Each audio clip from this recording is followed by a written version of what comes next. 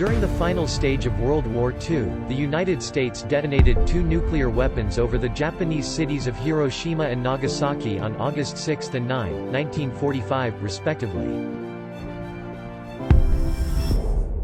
சேச்சன் army சொல்றாங்க Russia ஒருவேளை நான் ஸ்ட்ராட்டஜிக் நியூக்ளியர் வெப்பனை பயன்படுத்தலாம், டாக்டிக்கல் நியூக்ளியர் வெப்பன், அப்படி இல்லைனா லோ ஈல்டு நியூக்ளியர் வெப்பன் அப்படின்னு சொல்றாங்க. ஸோ ரஷ்யா டாக்டிக்கல் நியூக்ளியர் வெப்பனை பயன்படுத்தினாங்கன்னா மக்களுக்கு எந்த விதமான பாதிப்பும் கிடையாதா? அது என்ன டாக்டிக்கல் நியூக்ளியர் வெப்பன்? இந்த நியூக்ளியர் வெப்பனை இரண்டாக பிரிக்கலாம், ஸ்ட்ராட்டஜிக், நான் ஸ்ட்ராட்டஜிக் அப்படின்னு சொல்லி.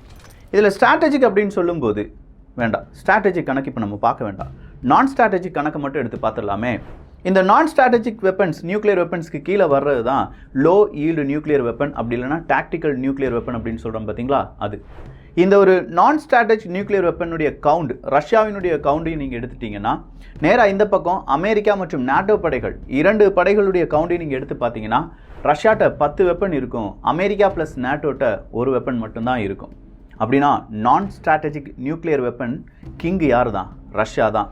அதனால தான் அமெரிக்கா இல்லை பல நாடுகள் நீங்கள் டாக்டிக்கல் நியூக்ளியர் வெப்பனை பயன்படுத்தக்கூடாது அப்படிங்கிற ஒரு வார்னிங்கை ரஷ்யாட்ட சொல்லிட்டு இருக்காங்க. ரஷ்யா அதை பயன்படுத்துவாங்களா? 2000வது வருடம் அவங்க ஒரு சட்டத்தை இயற்றுறாங்க. அதே சட்டத்தை 2014வது வருடம் மாற்றி அமைக்கிறாங்க. சொல்லப்போனால் அவங்க திருத்துறாங்க. 2014க்கு பிறகு ரஷ்யா 2022லையும் அவங்களுடைய சட்டத்தை கொஞ்சமாக மாற்றி அமைச்சிருக்காங்க. வேண்டுமானா ஃபின்லாண்டில் கூட எங்களால் நியூக்ளியர் வெப்பனை போட முடியும் அப்படின்னு சொல்கிற ஒரு அறிவிப்பை ரஷ்யா கொடுத்துருக்காங்க. நான் முதலே சொன்ன மாதிரி 2வது உலகப் போர் முடிந்தது வேணுமெனா அணு ஆயுதத்தை பயன்படுத்தியதனால் இருக்கலாம். ஆனால் 3வது உலக யுத்தம் ஆரம்பிப்பது இதே மாதிரியான அணு ஆயுதத்தை பயன்படுத்தும் போது தான். இந்த கம்ப்ளீட் டீட்டெயில்ஸ் என்ன அப்படிங்கிறத பார்க்க போகிறோம். அன்பு தமிழஞ்சங்களுக்கு தமிழ் பொக்கிஷத்தின் வணக்கங்கள்.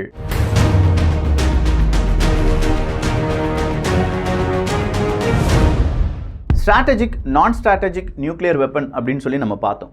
இதில் ஸ்ட்ராட்டஜிக் நியூக்ளியர் வெப்பன் அப்படின்னு சொல்லும்போது ஒரு நாட்டை இன்னொரு நாட்டிலேருந்து அடிக்கிறது தான் பொதுவாக ஸ்ட்ராட்டஜிக் நியூக்ளியர் வெப்பன் அப்படின்னு சொல்லலாம். இந்த ஸ்ட்ராட்டஜிக் நியூக்ளியர் வெப்பனை பொறுத்த வரைக்கும் அவங்களுடைய எய்ம் என்ன அப்படின்னா ஒட்டு மொத்தமாக அந்த நாடை என்ன செய்யணும்? அழிக்கணும். அந்த நாடு அப்படின்னு சொல்லும்போது அங்கே இருக்கக்கூடிய மக்கள், அங்கே இருக்கக்கூடிய வியாபாரம், அங்கே இருக்கக்கூடிய உள்நாட்டு கட்டமைப்பு, இதை மொத்தமாக அழிப்பது அப்படிங்கிறது தான் ஸ்ட்ராட்டஜிக் நியூக்ளியர் வெப்பன். இதனுடைய ரேஞ்ச் அப்படிங்கிறது கிட்டத்தட்ட 5500 கிலோமீட்டருக்கு தள்ளி இருக்கக்கூடிய இடங்களை அழிப்பதற்காக ஸ்ட்ராட்டஜிக் நியூக்ளியர் வெப்பன் அப்படிங்கிறது பயன்படுத்தப்படும். அது இல்லாமல் இதை ஹை ஈல்டு நியூக்ளியர் வெப்பன் அப்படின்னு சொல்லலாம். இந்த ஹை ஈல்டு நியூக்ளியர் வெப்பன் அப்படின்னு சொல்லும்போது கிட்டத்தட்ட 500லேருந்து 800 கிலோடன் ஈல்டு இருக்கக்கூடிய ஒரு வெப்பன் இல்லாட்டி நியூக்ளியர் வெப்பனை தான் ஸ்ட்ராட்டஜிக் நியூக்ளியர் வெப்பன் அப்படின்னு சொல்லுவாங்க. 500லேருந்து 800 கிலோட்டன்னா அப்படிங்கிறத நம்ம எப்படி கம்பேர் பண்ணணும்னா, ஃபர்ஸ்ட் இந்த நான் ஸ்ட்ராட்டஜிக் நியூக்ளியர் வெப்பனை பற்றி நம்ம தெரிஞ்சுக்கலாம்.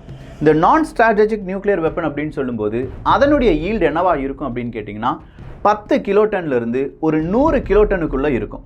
இந்த 10 கிலோட்டன்லேருந்து 100 கிலோட்டன் அப்படின்னு நம்ம சொல்லிட்டோம். இதனுடைய ரேஞ்ச் எவ்வளோ அப்படின்னு கேட்டிங்கன்னா நம்ம முதலே சொன்ன மாதிரி ஸ்ட்ராட்டஜிக் நியூக்ளியர் வெப்பன் 5500 கிலோமீட்டருக்கு அப்பால் அப்படின்னா இந்த நான் ஸ்ட்ராட்டஜிக் நியூக்ளியர் வெப்பன் அப்படிங்கிறது 5500 கிலோமீட்டருக்கு கீழே இருக்கக்கூடிய இடங்கள் தான்.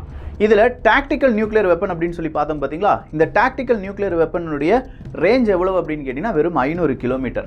ஸோ ஒரு இடத்துல ஏ அப்படிங்கிற ஒரு இடத்துக்கும் பி அப்படிங்கிற ஒரு இடத்துக்கும் சண்டை நடந்துட்டு இருக்கு. இந்த இரண்டுக்கும் இடையே தொலைவுகள் அப்படிங்கிறது வெறும் 500 கிலோமீட்டர் தான் இருக்குன்னா இப்போ இவங்க பயன்படுத்த வேண்டிய நியூக்ளியர் வெப்பன் என்ன? Tactical nuclear weapon. இந்த டாக்டிக்கல் நியூக்ளியர் வெப்பன் அப்படி இல்லைனா நம்ம லோ ஈல்டு நியூக்ளியர் வெப்பன் அப்படின்னே பார்த்துடலாம். இந்த லோ ஈல்டு நியூக்ளியர் வெப்பன் அப்படின்னு சொல்லும்போது அதனுடைய அந்த ஈல்டு 10 கிலோட்டன்லேருந்து 100 கிலோட்டனுக்குள்ளே இருக்கும் அப்படின்னு சொல்லி பார்த்தோம். ஹிரோஷிமா நாகசாகி இருக்குது பார்த்தீங்களா, இந்த ஹிரோஷிமா நாகசாகியில் வீசப்பட்ட அந்த நியூக்ளியர் வெப்பன் அப்படிங்கிறத ஸ்ட்ராட்டஜிக் நியூக்ளியர் வெப்பன் அப்படின்னு சொல்லி அந்த காலத்தில் அழைச்சாங்க. 1940, 45 இந்த காலத்துலலாம். அப்படின்னா அதனுடைய ஈல்டு எவ்வளவா இருந்துச்சு தெரியுமா? வெறும் 16 கிலோட்டன். வெறும் 16 கிலோட்டனை ஸ்ட்ராட்டஜிக் நியூக்ளியர் வெப்பனாக அறிவித்த நாடுகள் அதன் பிறகு அவங்கவுங்க அணு ஆயுதத்தை எல்லாமே தயாரிச்சிட்டாங்க. ஸோ நான் ஸ்ட்ராட்டஜிக் நியூக்ளியர் வெப்பனுடைய ஈல்டு 10 கிலோட்டன்லேருந்து 100 கிலோட்டனில் இருக்கலாம் அப்படின்னு சொல்லி சட்டத்தை மாற்றுறாங்க. இப்படி சட்டத்தை மாற்றுறதுனால யாருக்கு என்ன லாபம்? உலக நாடுகளுக்கு, குறிப்பாக அணு ஆயுதங்களை வைத்திருக்கும் நாடுகளுக்கு மிகப்பெரிய லாபம். ஒரு வெப்பனை தூக்கி போட்டுட்டு அது ஸ்ட்ராட்டஜிக் அணு ஆயுதம் கிடையாது, நான் ஸ்ட்ராட்டஜிக் அணு ஆயுதம் தான், நான் அந்த படையை கொஞ்சமாக தடுப்பதற்காகத்தான் இந்த மாதிரி அணு ஆயுதத்தை வீசினேன், இதை தான் டாக்டிக்கல் நியூக்ளியர் வெப்பன் அப்படின்னு சொல்கிறாங்கன்னு சொல்லிடுவாங்க. ஸோ டாக்டிக்கல் நியூக்ளியர் வெப்பன் அப்படி இல்லைன்னா லோ ஈல்டு நியூக்ளியர் வெப்பன் அப்படிங்கிறத ஒரு படையை கலைப்பதற்கோ இல்லை ஒரு எதிரி நாட்டு படையினர் நிறைய பேர் இருக்காங்க, ஏர்கிராஃப்ட் கேரியர் அப்படிங்கிறது விமானம் தாங்கி கப்பல் அப்படிங்கிறது வந்துட்டு இருக்கு, அதை அழிப்பதற்கு டேங்க் பீரங்கிகள் அப்படின்னு சொல்கிறது ஒரு 100 10 20 அப்படின்னு சொல்லி ஒரு ஸ்கொயராக வந்துட்டு இருக்குன்னா அதை அழிப்பதற்கு, இப்படி எதிரி நாட்டு படைகளை அழிப்பதற்கும் இல்லை எதிரி நாடுகள் முன்னேறி வருவதை தடுப்பதற்கு மட்டுமே பயன்படுத்தக்கூடிய நியூக்ளியர் வெப்பனை தான் லோ ஈல்டு நியூக்ளியர் வெப்பன் அப்படி இல்லைன்னா டாக்டிக்கல் நியூக்ளியர் வெப்பன் அப்படின்னு சொல்கிறாங்க. ஸோ இந்த மாதிரி டாக்டிக்கல் நியூக்ளியர் வெப்பன் அப்படிங்கிறது ரஷ்யாட்ட ரொம்ப கூடுதலாக இருக்குது. சொல்லப்போனால் பல இடங்களில் வச்சுருக்காங்க. எல்லா இடங்களிலும் சுற்றி இந்த டாக்டிக்கல் நியூக்ளியர் வெப்பனை வைத்திருப்பது ரஷ்யா அப்படிங்கிற நாடு. ஐரோப்பிய ஒன்றியத்தில் இருக்கக்கூடிய பல நாடுகளில் நேரடியாக இந்த டாக்டிக்கல் நியூக்ளியர் வெப்பனால் யாரால் தாக்க முடியும்? இதே ரஷ்யாவால் தாக்க முடியும். ஆனால் அமெரிக்கா மற்றும் நாட்டோ படைகள் அவங்க வச்சிருப்பது ஸ்ட்ராட்டஜிக் நியூக்ளியர் வெப்பன் தான். நேராக நீங்கள் எடுத்து பார்த்தீங்கன்னா அமெரிக்கா வடகொரியாவை எச்சரிப்பாங்க, அமெரிக்கா சீனாவை எச்சரிப்பாங்க. இதெல்லாம் ஸ்ட்ராட்டஜிக் நியூக்ளியர் வெப்பனை வீசி விடுவேன் அப்படிங்கிறதுக்காக மட்டும்தான். நான் ஸ்ட்ராட்டஜிக் நியூக்ளியர் வெப்பனை அமெரிக்கா சீனாவின் மீது வீசுவாங்களா அப்படின்னு பார்த்தா இல்லை, அதுக்கான வாய்ப்பே கிடையாது அப்படின்னு சொல்லலாம்.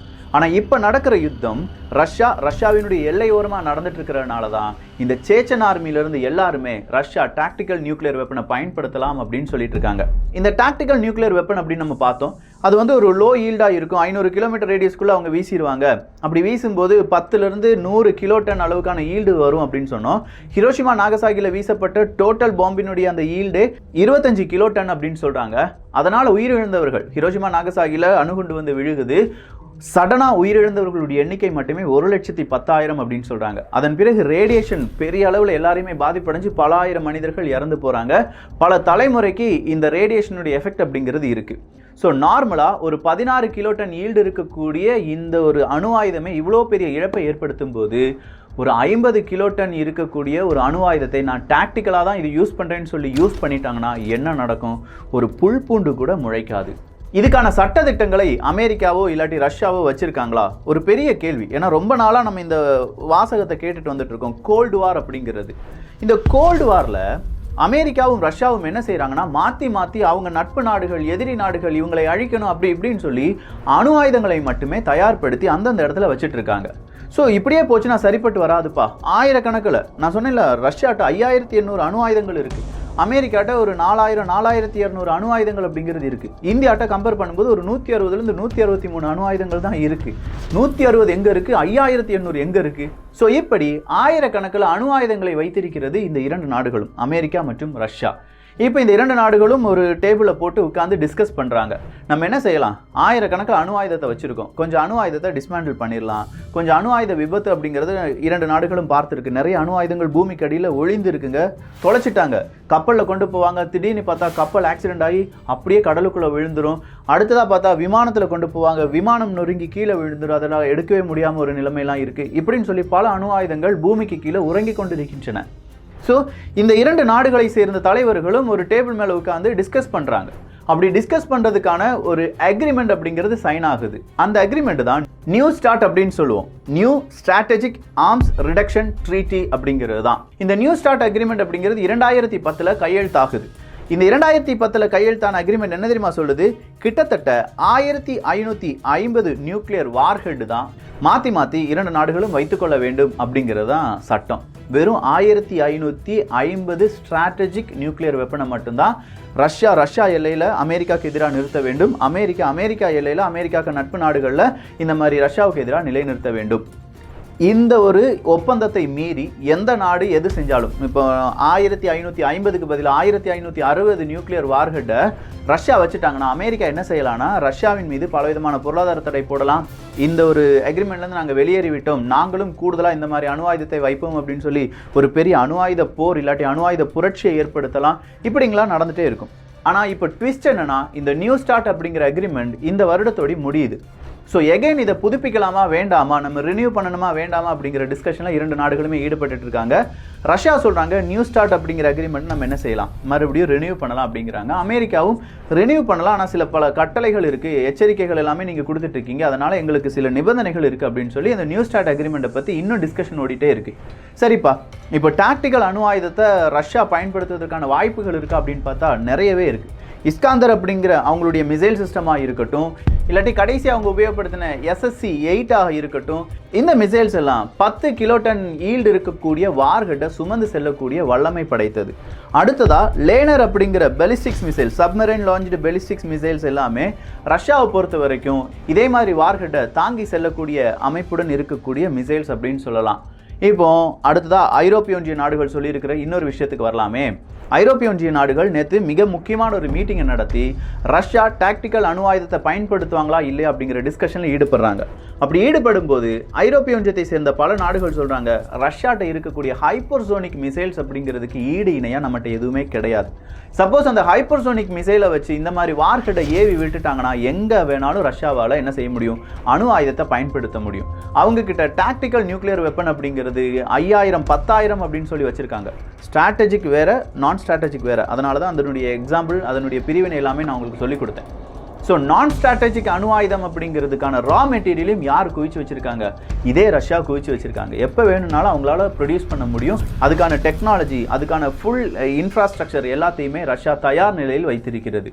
இப்போ இந்த சேச்சன் ஆர்மி சொன்னது என்னன்னா, உக்ரைன் ரொம்ப பெரிய அளவில் நமக்கு குடைச்சல் கொடுத்துட்டு இருந்தாங்கன்னா நம்ம என்ன செஞ்சிடலாம், டாக்டிக்கல் அணு ஆயுதத்தை பயன்படுத்திடலாம் அப்படின்னு சொன்னாங்க.